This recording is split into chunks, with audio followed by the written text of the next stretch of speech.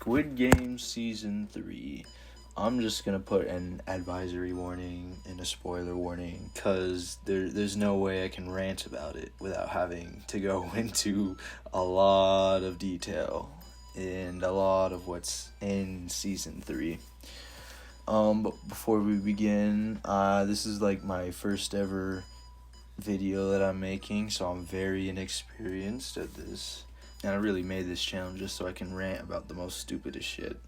And also so I can just like do something productive throughout this summer. But anyways, I'm gonna apologize in advance for the shitty ass background gameplay that you're witnessing right now. It is absolutely shite. I am not good at video games. Like you can clearly see my username is Nate cannot game. Like that's not an exaggeration. I cannot game. I do game a lot, but just not on Roblox and not on a Mac. I have a PlayStation.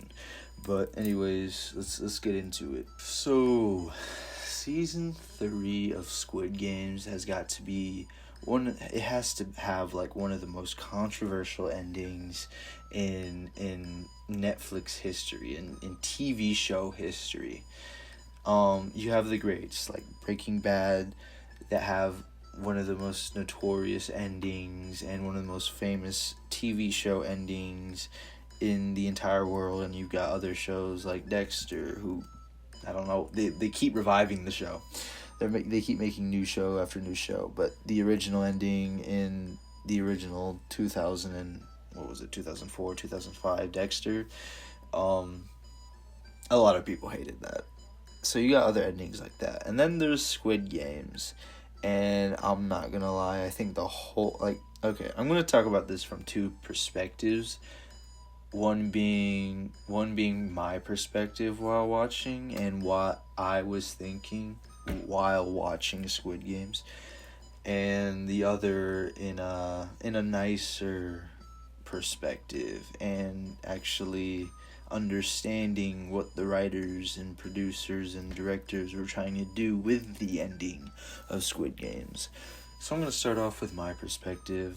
I thought the ending was a little it was pretty disappointing to me. I was texting my friend and we were both talking about the ending, and he actually thoroughly enjoyed the ending. He thought the ending gave Squid Games a proper end.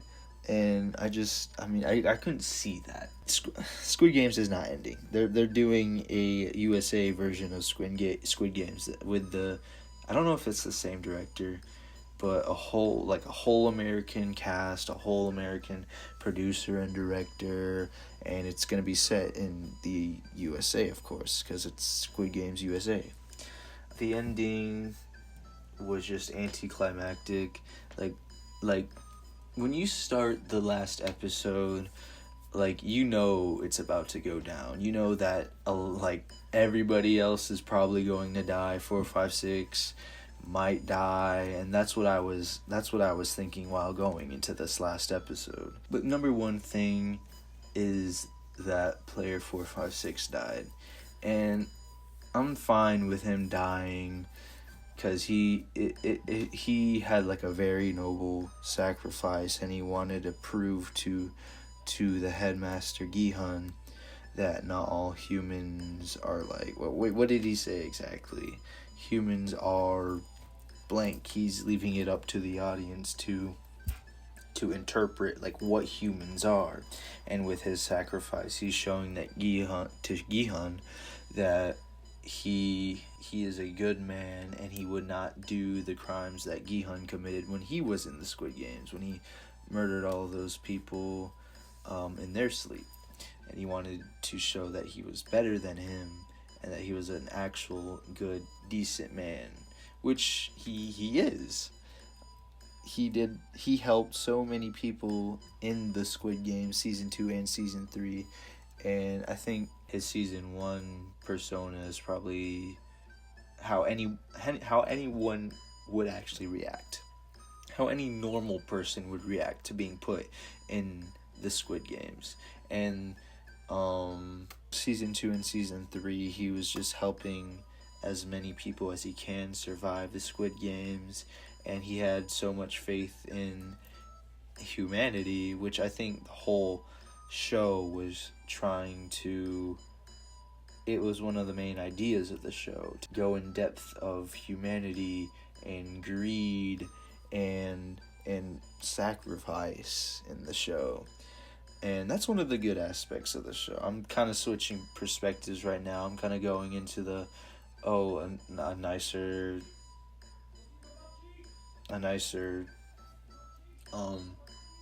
not as critical of Squid Game's perspective. And they do a really good job with some of the character arcs. There's one character arc that I have to absolutely shit on. Well, not shit on, but be critical of. But I have no idea how to say this name. I think it's Noelle Kang Noelle.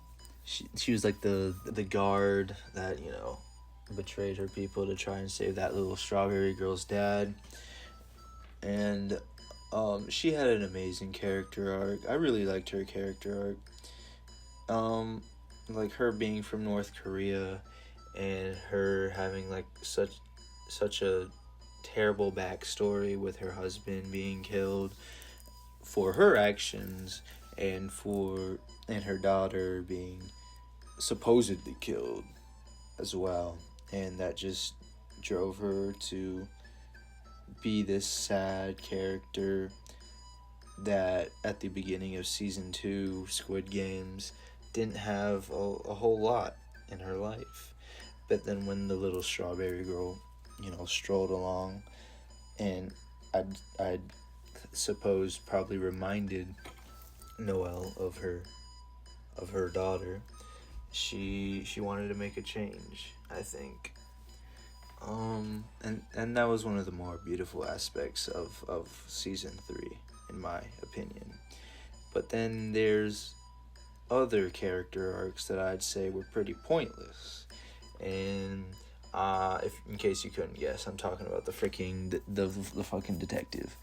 The detective spent 2 seasons, countless hours, countless months looking for his brother and for this island. And he does so in the last 30 minutes of the last episode of Squid Games. I think he's spent an entirety of less than 20 minutes on the actual island, because he has his captain's boat. He finds the strawberry girl's father and saves him, and then he scuba dives to the island just as he did in season 1. And he all this is happening, and the island is about to self-destruct or blow up to hide all the evidence of any evidence of the Squid Game. He finds his brother and he shoots the glass, and I don't think he shoots directly at his brother, or I think he did, but he just has terrible aim for being an ex-police officer. He finds his brother, and the only thing he does is ask him why. That's like literally the only word that he says to his brother. He says why.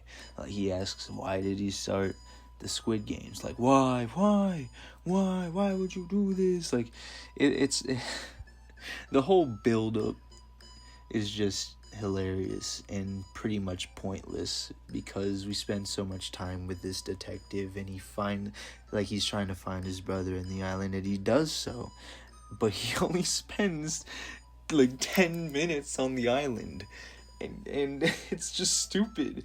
And all of the things that he could say to his brother, he just asks him why.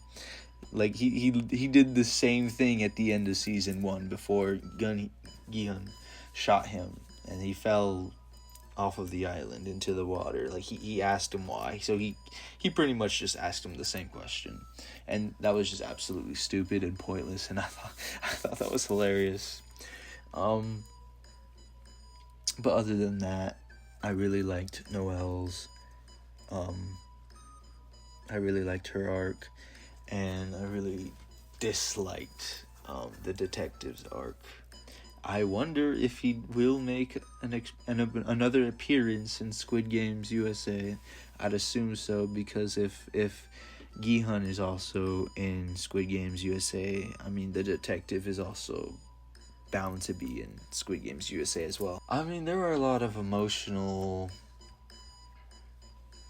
deaths in the series, and I think most of them actually took place in season 3.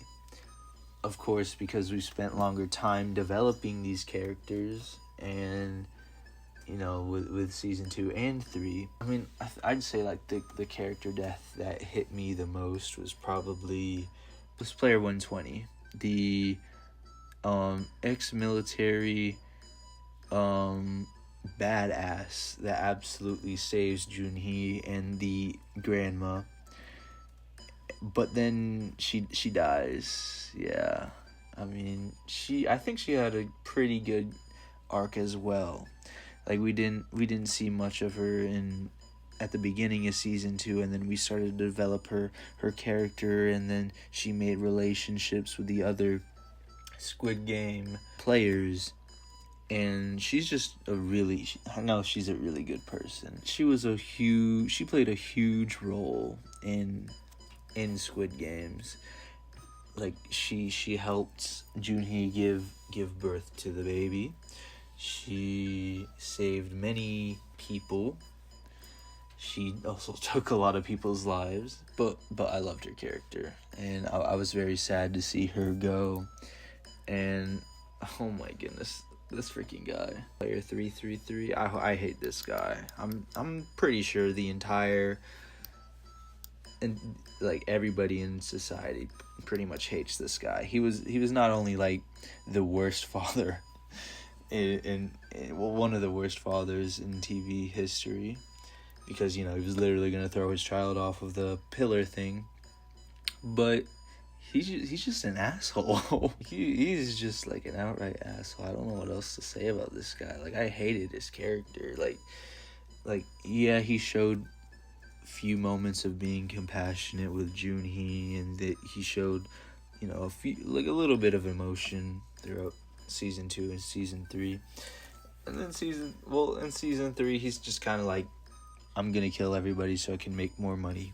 Like, he pretty much had that mindset the entire season 3. The actor is good when you can hate their character. When you absolutely hate the character that they're playing, that's how you know that they are a good actor or actress, because they're acting. Like, they're making you hate them.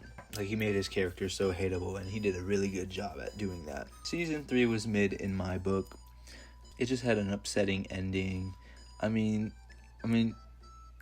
the whole island exploding, and after player 456's death, there was still like 15 to 20 minutes of the show that was left in the last episode.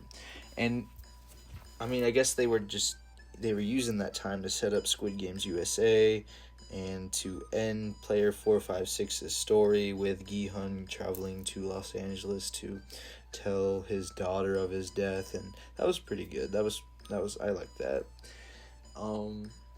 But the detective and his friend, I forgot his name. Their story also, I guess, came to a conclusion with the detective receiving the baby. But I don't know where they're gonna go. They're just not gonna. I don't know. I feel like they should have just done more with the detective. But he's taking care of Junhee's kid now, and he's taking care of the baby now. And I guess that's where his story ends. And it was just very underwhelming. Like, they were building him up in season 2 and season 3 just to only get less than 5 minutes with his brother. But there are worse character developments. Oh my god, I'm like so nervous and awkward. I'm so sorry. I mean, I'm not really as passionate about TV shows as I am with video games. Like, I could rant all day about video games. I might do a Last of Us video soon, because that is like my all-time favorite game. And I there's just so much to say about The Last of Us. I love it so much. But I think that's where I'm going to end it here because, I mean, I don't know. I'm just, yapping to yap and ranting to rant. That's why the account is called Nate Can Rant. And I lied, guys. I cannot rant for the life of me. This first rant that I've ever done is just shite. Like, I can rant about video games longer than I can about TV shows. But okay, I gotta go. See ya. Just kidding. I just had to eat. But yeah, I don't think I have much more to say about Squid Game Season 3. But that was pretty much it. My little rant. And this is probably my first rant that I'll be posting. I don't know. I might rant about another subject immediately after this one. I don't know. But we'll see. I made this ranting channel or video because I really wanted to do content creation. I'm in college now. I graduated high school last year, and I want to do something. I want to do something productive.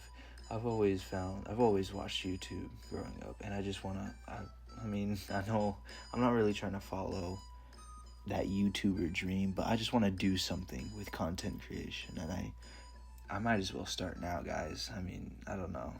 But yeah, thanks for listening, and I'll see y'all later.